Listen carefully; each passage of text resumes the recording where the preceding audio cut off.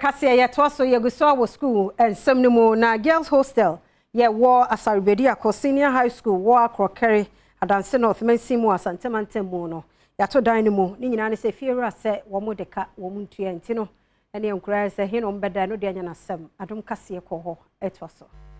Adom Kasee adiafo bepiemu ewo Asare Bediako Senior High School wo hye eye meti he ya edan ya wo meti he eye dormitory baako a emayo a wo school mu ha ne bi edem ewo ha nenne omu kire se be don horo miensa na efie a ewa ha enye school no dia eye obi na asie na omu dia han eye adesuafo yi esan se dormitories a awasanka ban esi edema adesuafo yi ewa ha no ebi eni ha enunti na omu han dan ede ama adesuafo yi na efiewura no kire se school for empanifo edeneka eye 6000 Ghana cedi awomu enchia emfa ema no enunti ne obeto epunu be dom ne mensa nkura no ebedi senseme ewa ha robe ye ewa ha enye garden bi na omo aye ewa ha ne mo ejana dia sabi enkurai eja omo nan na omo asi bi ewa ha omo de robe aje ha robe no fa krampo atete asabi so obi ehya sokura na obi fi abontene ba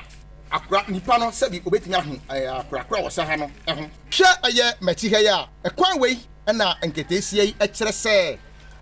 emnatie wo kwabia no binum efa ha eba be wura eye emai ehanom se a eno so ya na de yam hihie edi gya won so a ya na di prakura ebre ebinum esanse ya na mo pese wo mo edwane edan na kasa bo bre krampo ensanye papa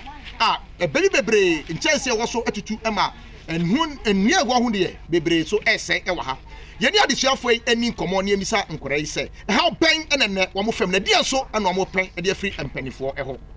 ye person obesi dormitories maye ye dormitories be ejeji skanka krankra de si anso ti entumi ensi na aka mfuye nim ti eho na efu ti slab an se omo aye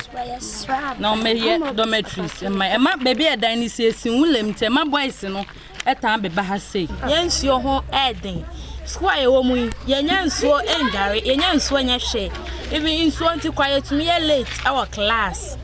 insuo yenya edijari yentumi fanya hwehwe hwemekala mdigina yeni opene na nkasa so bedi nkomo ne ebisa opene ni se ade na asie nti enne wabeto eprimu a enkurai aye senseme ewa hen edano time aso so mutua amma kodisi odisi ka kire me be pray se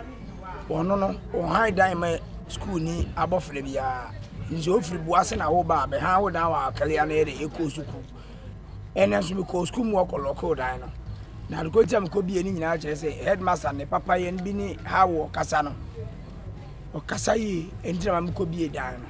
bi pomi modern sanka mini school penifo ebedi nkomo ne ebisa empenifo enso se adenti eno mu ntua eye school peni eka nanso bibi nti omo so omo ntiye entwetwe enkomo midin ade Isaac K Nomanyo Adom Kasee.